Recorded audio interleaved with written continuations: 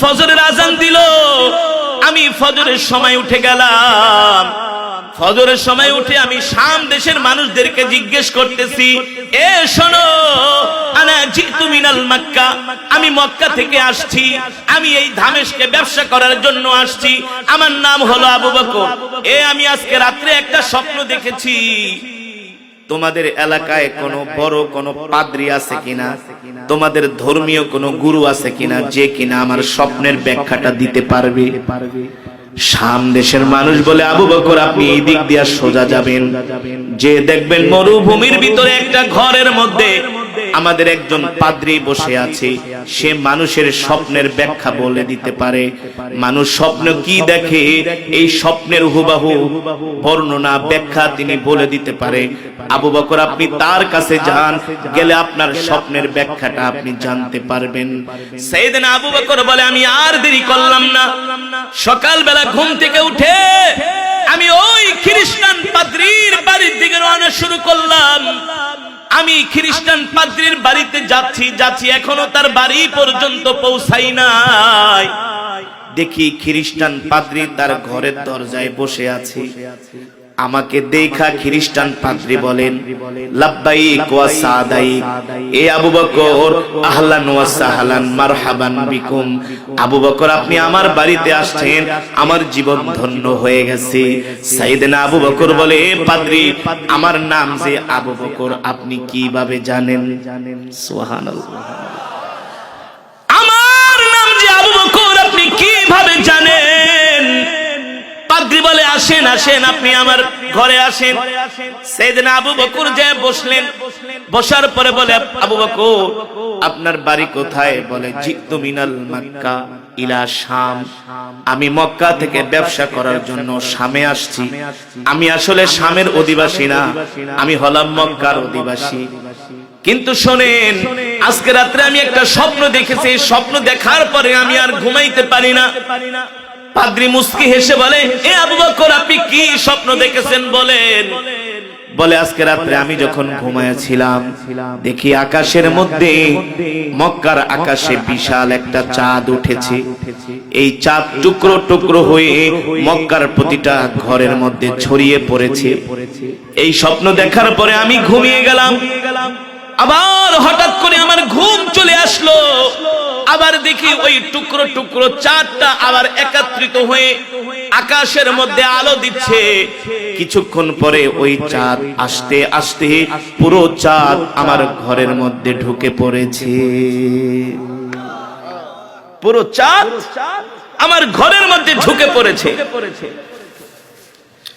ওই খ্রিস্টান পাদ্রী বলে, আবু বকর আমি তো আগেই বলেছি আপনার নাম আবু বকর, আপনি ছাড়া এমন স্বপ্ন কেউ দেখতে পারে না। আপনার ভাগ্যে এই স্বপ্ন, আপনি এমন একজন ভালো মানুষ, আপনার কপাল এত ভালো, আপনার নসিব এত ভালো, আপনি একজন ভাগ্যবান পুরুষ। সাইয়েদনা আবু বকর বলে, শোনেন, আপনি আমাকে ভাগ্যবান কেন বলতেছেন? খ্রিস্টান পাদ্রী বলে, আবু বকর আজকে রাত্রে আপনি যে স্বপ্ন দেখেছেন, এই স্বপ্ন শুধু আপনার ক্ষেত্রেই মানায়। এই স্বপ্ন আপনার মতো পুরুষই কেবলমাত্র দেখতে পারে। সাইয়েদনা আবু বকর বলে, কারণ কি? কারণ কি? ওই খ্রিস্টান পাদ্রী ডাক দিয়া বলে, আবু বকর আপনি যে স্বপ্ন দেখেছেন, এই স্বপ্নের ব্যাখ্যা হলো শেষ জামানায় একজন নবীর আবির্ভাব ঘটবে, তার নাম হবে মুহাম্মদ ইবনে আব্দুল্লাহ। আল্লাহু আকবার, তার নাম হবে মুহাম্মদ ইবনে আব্দুল্লাহ। তিনি হবেন শেষ নবী, তারপরে আর কোন নবী আসবে না। আল্লাহু আকবার। আমাদের ইনজিলের কিতাবের মধ্যে এই কথা লেখা আছে, শেষ জামানায় একজন নবীর আবির্ভাব ঘটবে, তার নাম হবে মুহাম্মদ ইবনে আব্দুল্লাহ। তিনি হলেন একজন শেষ নবী, তারপরে আর কোন নবী আসবে না। আর আবু বকর আপনি হবেন সেই নবীর সবচেয়ে বড় কাছের সহযোগী, আপনি হবেন সেই নবীর সবচেয়ে কাছের মানুষ, আপনি হবেন সেই নবীর সবচেয়ে আস্থাভাজন, আপনি আবু বকর। আল্লাহু আকবার। পাদ্রী ডাক দিয়া বলে, আবু বকর আপনার নসিব ভালো, কপাল ভালো। এ আবু বকর আপনার নসিব ভালো, আপনার কপাল ভালো, আপনি সেই নবীর সাথে সব সময় থাকবেন। এবার আল্লাহ নবী বলে, আবু বকর আপনি যে শাম দেশে যায় স্বপ্ন দেখেছিলেন, সেই পাদ্রী আপনাকে কি বলছে? সাইয়েদনা আবু বকর বলে, ওগো আল্লাহর নবী আমি যে স্বপ্ন দেখছি আপনি কিভাবে জানেন? আল্লাহর নবী বলে, আমি যদি না জানি তাহলে আমি নবী হলাম কিভাবে? আপনি স্বপ্ন দেখেছেন, এটা যদি আমি না জানি তাহলে আমি নবী হলাম কিভাবে? সাইয়েদনা আবু বকর কান্না করে আল্লাহর নবীর হাত ধরে বলে, ওগো আল্লাহর নবী আপনি তো শেষ নবী, আপনি তো রাহমাতুল লিল আলামিন, আমি তো আপনাকে চিনতে ভুল করি নাই, এই কারণেই তো আমি আপনার সব সময় কাছে থাকি। কি করি? এখনো কিন্তু সাইয়েদনা আবু বকর কালেমা পড়ে ঈমান আনে নাই। আল্লাহর নবী বলে, আবু বকর আপনি যে স্বপ্ন দেখছেন এটা তো আমি জানি। আপনি দেখেছিলেন যে চাঁদ টুকরা টুকরা হইয়া মক্কার প্রতিটা ঘরের মধ্যে চাঁদের আলো ছড়িয়ে পড়েছে, আবার চাঁদ একত্রিত হইয়া আপনার ঘরে ঢুইকা পড়ছে।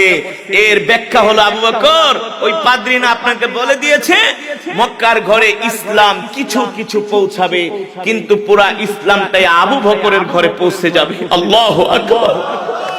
এবার সাইয়েদনা আবু বকর কান্না করে দিয়ে আল্লাহর নবীর হাত মুবারক ধরছে, হাত মুবারক ধরে আল্লাহর নবী বলে, আবু বকর আমি চাই আপনি এখনই কালেমা পড়ে মুসলমান হবেন।